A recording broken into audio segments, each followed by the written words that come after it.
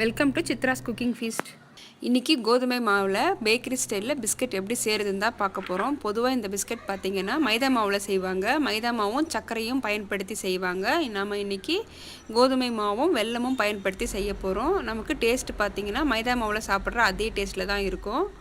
இந்த பிஸ்கெட் வந்து கோதுமை மாவும் வெல்லம் பயன்படுத்தி தான் செஞ்சுருக்கோம் அப்படின்றது யாராலையும் கண்டே பிடிக்க முடியாது. உங்களுக்கு டேஸ்ட்டு பார்த்திங்கன்னா அதே டேஸ்ட்டில் தான் இருக்கும். வாங்க இந்த பிஸ்கெட் எப்படி செய்கிறது நம்ம வீடியோக்குள்ளே போய் பார்க்கலாம். ஃபஸ்ட்டு நம்ம வந்து வெல்லத்தை கேரட் துருவலில் போட்டு நல்லா துருவிக்கலாம். நான் இந்த கப்பில் 1 கப் அளவுக்கு வெல்லம் எடுத்துக்கிறேன். நம்ம துருவிட்டு சேர்க்கும் போது நமக்கு அந்த மெஷர்மெண்ட் வந்து கரெக்டாக வரும். 1 கப் அளவுக்கு வெல்லம். நீங்கள் கப்புக்கு பதிலாக நீங்கள் டம்ளர் கூட யூஸ் பண்ணிக்கலாம். எல்லாமே ஒரே மெஷர்மெண்ட்டில் நீங்கள் எடுத்துக்கோங்க. இப்போ நம்ம துருவன வெல்லத்தை இந்த கப்பில் சேர்த்துக்கிட்டு வெல்லம் எடுத்து அதே கப்பில் 3/4 கப் அளவுக்கு தண்ணி சேர்த்துக்கலாம். வெல்லம் வந்து கரையிட்டோம். இப்போ ஒரு பாத்திரம் எடுத்திருக்கேன். கோதுமை மாவை நம்ம சலிச்சு எடுத்துக்க போகிறோம். 2 கப் அளவுக்கு கோதுமை மாவு எடுத்துக்கலாம். வெல்லம் எடுத்து அதே கப்பில் 2 கப் அளவுக்கு கோதுமை மாவு சேர்த்துக்கிறேன். 1/4 டீஸ்பூன் அளவுக்கு உப்பு சேர்த்துக்கலாம். உப்பு சேர்த்துட்டு ஒரு பிஞ்ச் அளவுக்கு சோடா உப்பு சேர்த்துக்கிறேன், சமையல் சோடா. இப்போ இது எல்லாமே ஜலிச்சு எடுத்துக்கலாம். நம்ம எந்த ஒரு ரெசிபி செய்கிறதா இருந்தாலும் நம்ம இது போல் ஒரு தடவை சலிச்சிட்டு சேர்க்கும் போது நமக்கு அந்த டிஷ்ஷு பார்த்திங்கன்னா பர்ஃபெக்டாக வரும். இப்போ சலிச்சு எடுத்தாச்சு. 2 டேபிள் ஸ்பூன் அளவுக்கு நெய் சேர்த்துக்கலாம். நெய் சேர்த்துட்டு நல்லா வந்து கலந்துக்கலாம். நம்ம சேர்த்துருக்கிற கோதுமை மாவு, நெய், உப்பு, சோடா எல்லாமே நல்லா கலந்து வரணும். அது வரைக்கும் நல்லா கலந்துக்கோங்க. இப்போ நல்லா மிக்ஸ் பண்ணிவிட்டு மாவு பிடிச்சா இது போல் பிடிக்க வரணும். இது கரெக்டாக இருக்குது. இப்போது கொஞ்சம் கொஞ்சமாக நாம் வந்து வெள்ளை தண்ணியை வடிகட்டி சேர்த்துக்கலாம்.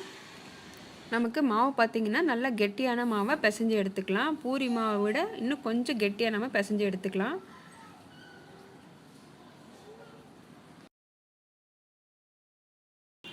இப்போ இந்த பதம் கரெக்டாக இருக்குது. மாவு வந்து நான் 2 பேட்சாக திரட்டி எடுத்துக்க போகிறேன். கொஞ்சமாக நம்ம வந்து மேலே கோதுமை மாவு தூவிட்டு நம்ம தேய்ச்சி எடுத்துக்கலாம். அப்போ தான் நமக்கு வந்து அந்த கட்டையில் ஒட்டாமல் திரட்ட வரும். மாவு வந்து ரொம்ப மெலிசாக தேய்க்காமல் கொஞ்சம் திக்கான மாவை தேய்ச்சி எடுத்துக்கோங்க.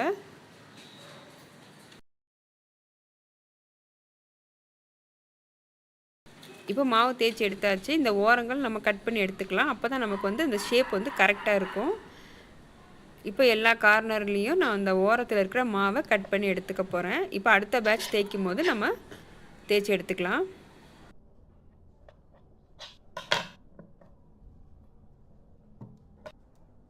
ஷேப் பார்த்திங்கன்னா நான் ஸ்கொயர் ஷேப் பண்ணிக்கிறேன். நீங்கள் டைமண்ட் ஷேப் கூட பண்ணிக்கலாம். அது உங்களோட விருப்பம்.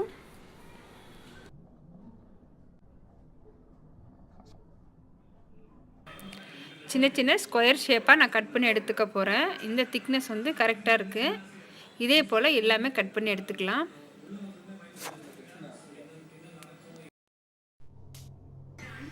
இப்போ எல்லா மாவுமே தேய்ச்சி ஸ்கொயர் ஷேப்பாக கட் பண்ணி இப்போ ஒரு பிளேட்டுக்கு மாற்றி வச்சுருக்கேன். இப்போ நம்ம சூடான எண்ணெயில் ஒவ்வொன்றா நம்ம பொரிச்சு எடுத்துக்கலாம்.